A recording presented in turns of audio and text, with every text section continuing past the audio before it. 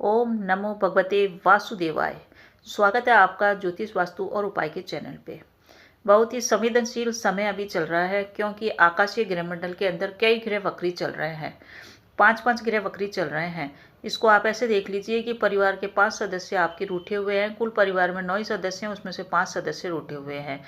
बुध वक्री चल रहा है, साथ ही साथ मंगल भी वक्री चल रहा है और देव गुरु बृहस्पति भी वक्री चल रहे हैं। इनके वक्री होने के कारण कुंडली के कई भाव प्रभावित हो रहे हैं क्योंकि एक एक ग्रह दो दो जगहों के मालिक होते हैं। गुरुदेव का जो वक्री काल है वो 9 अक्टूबर से शुरू होकर के 5 फरवरी 2025 तक चलेगा। मंगल देव भी वक्री हो रहे हैं जो कि मेष राशि और वृश्चिक राशि के स्वामी हैं। ये 7 दिसंबर को वक्री हुए हैं और 24 फरवरी तक वक्री रहेंगे। तो बहुत ही संवेदनशील टाइम रहेगा सभी राशि वालों के लिए 24 फरवरी तक का। और बुध देव वक्री हो चुके हैं 26 नवंबर को और ये 16 दिसंबर तक वक्री रहेंगे। बहुत अधिक संवेदनशील टाइम जो कि हमको बहुत अधिक ध्यान रखना है वो टाइम है 16 दिसंबर को तक, क्योंकि 16 दिसंबर तक कई ग्रह वक्री है। राहु केतु भी वक्री है जो कि हमेशा वक्री रहते हैं और आपको सावधानी रखनी है हर तरह से 24 फरवरी तक। तो अब हम ये जो आकाशीय घटना हो रही है ये घटना कई साल पहले हुई थी जिस समय महाभारत का युद्ध लड़ा गया था। तो अस्थिरता का समय रहेगा, उथल पुथल का समय रहेगा। अगर आपकी ग्रह गोचरीय स्थितियाँ अच्छी चल रही है यानी कि आपकी दशाएं अच्छी चल रही है तो आपको अचानक से गेन भी ये दिलवा देंगे। हम बात करने वाले हैं सिंह राशि लियो लग्न के लिए कैसा रहेगा। ये तीन ग्रहों का वक्री होना, कुल मिला के 5 ग्रह वक्री हो रहे हैं। तो आपके बहुत सारे भावों के जो मालिक हैं वो वक्री चल रहे हैं। देखिए, अगर आपकी हम कुंडली को देखते हैं तो आपके दूसरे घर का जो धन भाव है उसका मालिक वक्री है। 11वां घर जो कि आय का है उसका मालिक वक्री है। इसके अलावा आपके जो केंद्र स्थान है, चौथा स्थान जो भूमि भवन माता और सुखों का है, वो उसके स्वामी भी वक्री है। साथ ही साथ आपके अष्टम घर के मालिक भी वक्री हैं। सिंह राशि है आपकी और 5वां जो घर है आपका लव एंड रिलेशनशिप का, संतान का, शिक्षा का, मनोरंजन का, उसके भाव भी वक्री है। इसके अलावा सबसे महत्वपूर्ण है कि भाग्य भाव के मालिक भी वक्री हैं। तो काफ़ी अधिक प्रभाव आपकी राशि लग्न पे आने वाला है। आपको क्या ध्यान रखना है इस गोचर काल के अंदर। देखिए, आप 24 फरवरी तक बहुत ही सावधान रहिए अपने व्यवहार को लेके, अपने एटीट्यूड को लेकर, क्योंकि आप में अग्रेशन अधिक रहेगा। और ये जो वक्री ग्रह हैं आपके कुटुंब के घर में बन रहे हैं, धन के घर में बन रहे हैं, माता और भूमि भवन और भाग्य के घर में बन रहे हैं। इस कारण से आपको अपनी वाणी पे संयम रखना है, क्योंकि दूसरा घर जो होता है हमारा वाणी का भी है। आपको अपनी वाणी के अंदर उग्रता नहीं लानी है। परिवारजनों के संग आप बातचीत करते हैं, प्रॉपर्टी से लेकर के बातचीत कर रहे हैं, धन से संबंधित चीज़ों को लेकर बातचीत कर रहे हैं, आय के लेके या इन्वेस्टमेंट को लेकर बातचीत कर रहे हैं, बहुत ही मधुरता रखिए। सामने वाले की बात सुनिए। कोई दो बात आपको बोल भी दे तो आप शांत रहिए। इसका मूल मंत्र जो इस गोचर का है वो ये है कि आप शांत रहिए। जितना ज़्यादा आप बोलेंगे, अपने ऊपर से नियंत्रण खोएंगे, उतनी ही स्थितियाँ नकारात्मक होएगी और अल्टीमेटली आखिर में आपको झुकना भी पड़ेगा। आप में बहुत अधिक एटीट्यूड रह सकता है, अहंकार रह सकता है, ईगो भी रह सकता है। तो अपने एटीट्यूड पे आपको काम करना है। व्यवहार आपको थोड़ा सा संयमित रखना है, कंट्रोल में रखना है आपको। गुरु भी वक्री है और 10वें घर का जो मालिक होता है वो हमारा शनि पड़ता है। ये काम धंधे का घर है। तो काम धंधों में आपकी गति नहीं आएगी, कार्यों में आपकी अड़चन आएगी। जो भी आप कार्य करेंगे उसमें अड़चन आएगी। वर्क प्लेस पे है तो वहाँ पे भी आपका मन नहीं लगेगा। व्यापार स्थल पे है तो व्यापार में भी कार्यों में अड़चन आएगी, जिसके कारण आपकी इनकम भी प्रभावित होएगी, धन की मात्रा भी प्रभावित होएगी और आपको पूरे गोचर काल में लगेगा कि आपके पास धन की कमी है, जिसके कारण से आपके महत्वपूर्ण कार्य रुके हुए हैं। काम धंधा बंद सा हो गया है ऐसा लगेगा आपको। आय की कमी आपको पूरे गोचर काल में खलती रहेगी। इसके कारण मन में तनाव रहेगा, बेचैनी रहेगी और क्रोध की मात्रा बढ़ सकती है।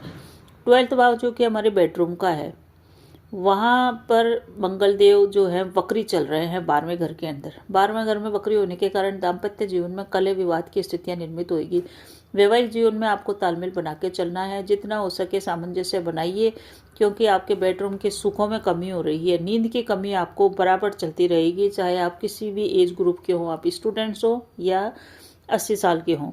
मानसिक थकान के कारण आपको नींद और स्वास्थ्य दोनों ही आपका प्रभावित होता हुआ दिख रहा है। विदेश से संबंधित कार्य अटक सकते हैं। भूमि भवन प्रॉपर्टी का जो बंटवारा हो रहा है वो आपके वाणी की उग्रता के कारण थोड़ा सा डिले हो सकता है उसके अंदर। तो विशेष करके ध्यान रखिए। प्रॉपर्टी से संबंधित कार्य, भूमि भवन से संबंधित कार्यों को आप सतर्कता के साथ डील करिए।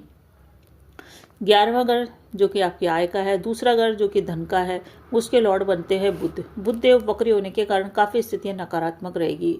ये स्थितियां रहेगी करीबन 17 दिसंबर तक। 16 दिसंबर को सूर्य देव के राशि परिवर्तन के साथ ही आपके दिनों, अच्छे दिनों की शुरुआत होगी। आपका मूड सही होएगा, आपको सही दृष्टिकोण आएगा, आप चीज़ों को सही तरीके से देख पाएंगे, आपकी निर्णय क्षमता और आपके बुद्धि बल में वृद्धि होगी।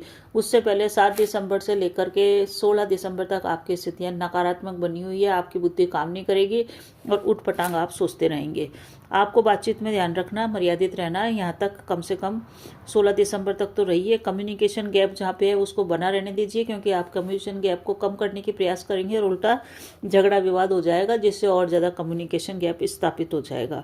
शांत रहिए और अपने आप को पीसफुल रखिए, लो प्रोफाइल रखिए, डाउन टू अर्थ रहिए, घमंड से आप बच के रहिए। यही इस गोचर का मूल मंत्र है। भूमि और संपत्ति के विवाद इस गोचर काल में हो सकते हैं, वहाँ पे उग्रता न अपनाएं।